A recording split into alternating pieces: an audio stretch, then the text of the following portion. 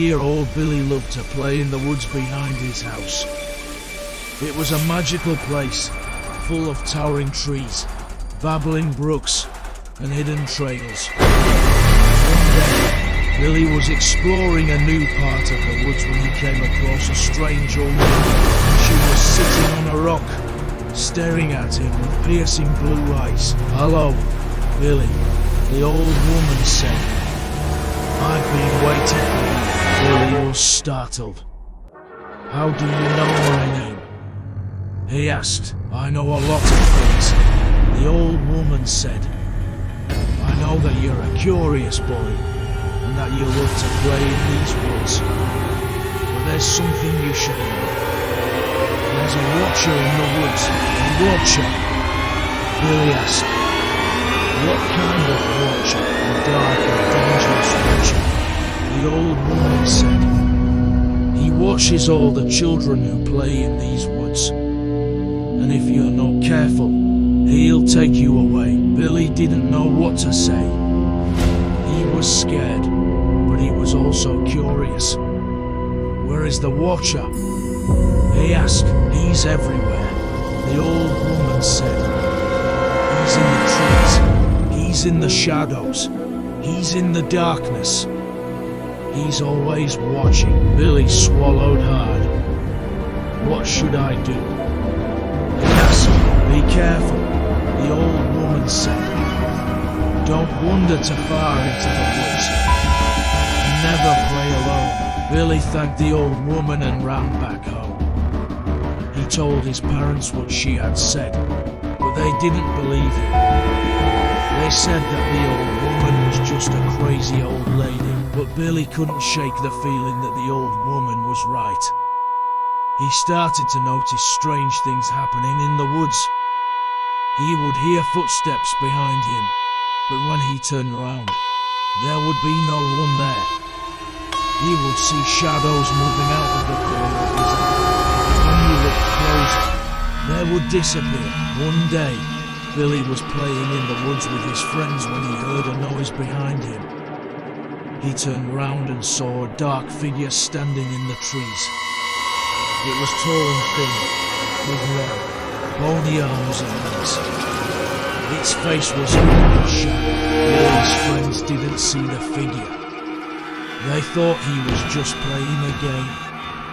But Billy knew what he had seen. It was the watcher. Billy ran as fast as he could.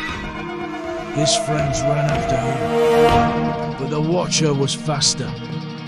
It chased them through the woods, its long, bony fingers reaching out for them. Billy's friends finally tripped and fell.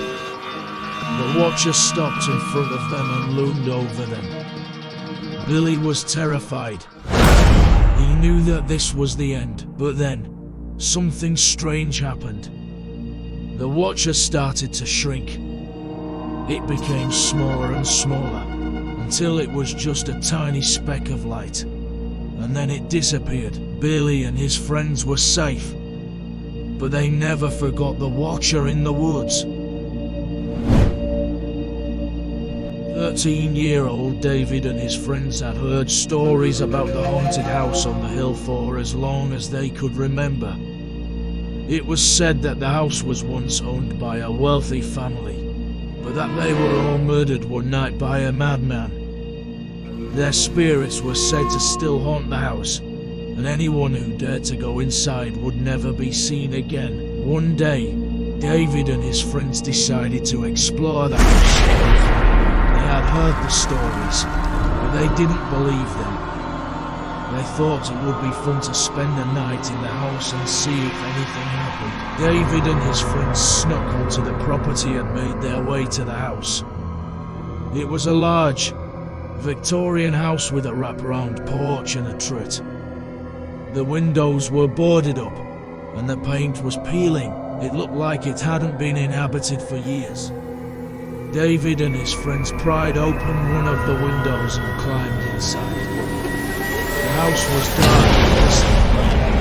The furniture was covered in sheets and cobwebs hung from the ceilings. David and his friends wandered through the house, exploring each room. They found the book, the library, the dining room, the master bedroom, where the murders were centered into the David and his friends were starting to perform. They had been in the house for hours. Nothing had happened. They were about to leave when they heard a noise. It was a low, moaning sound coming from the basement. David and his friends froze. They looked at each other, their eyes wide with fear. They knew that they should leave, but they couldn't resist the urge to go and investigate. David and his friends slowly made their way to the basement. The moaning sound was getting louder. They reached the basement door and hesitated. David took a deep breath and opened the door. The basement was dark and damp. The only light came from a few cracks in the walls. David and his friends could hear the movements and couldn't hear anything. David and his friends slowly made their way towards the corner. As they got closer, they could see a figure sitting in the shadows. It was a woman, dressed in a long white gown. Her hair was long and flowing, and her face was pale as death. The woman opened her eyes and looked at David and his friends. Her eyes were black and empty. She let out a blood-curdling scream. David and his friends turned and ran. They ran up the stairs and out the house. They didn't look back. David and his friends never went back to the haunted house on the hill. But to this day, they still have nightmares about the woman in white.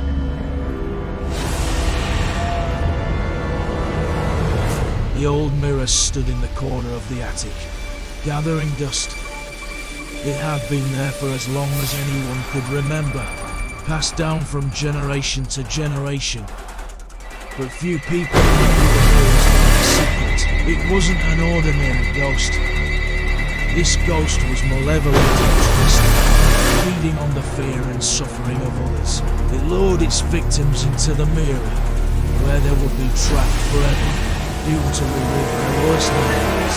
One day, a young girl named Emily was exploring the attic when she came across the mirror. She was immediately drawn to it. She had never seen anything so beautiful. Emily reached out and touched the mirror. As soon as her fingers made contact, the mirror came to life. Emily saw her own reflection, but something was wrong. The reflection was smiling, its eyes filled with malice. Emily tried to pull away, but the mirror held her fast. She screamed for help, but no one could hear her. The mirror dragged Emily inside.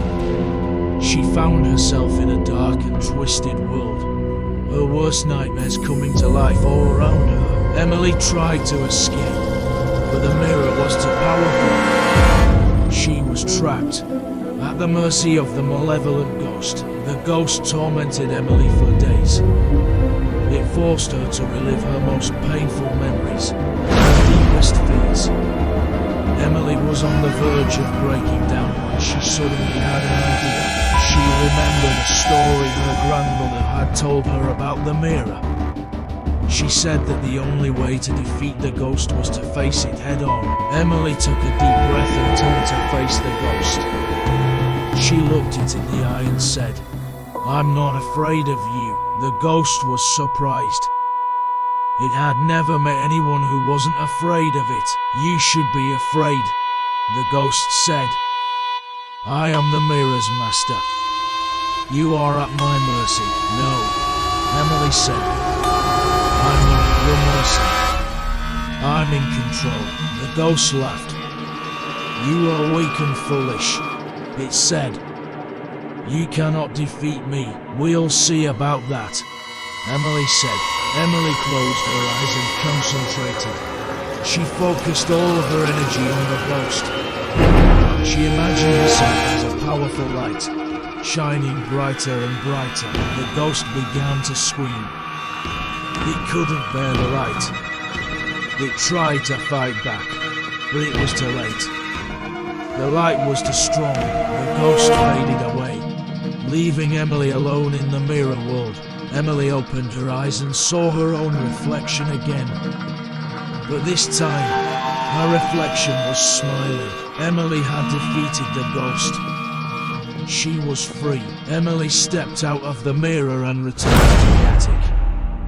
She looked back at the mirror one last time and smiled. She knew that the ghost would never harm anyone again. Emily went on to live a long and happy life. She never forgot her encounter with the ghost in the mirror, and she always used her strength and courage to help others. Thanks for watching, and subscribe if you want more spooky stories like this.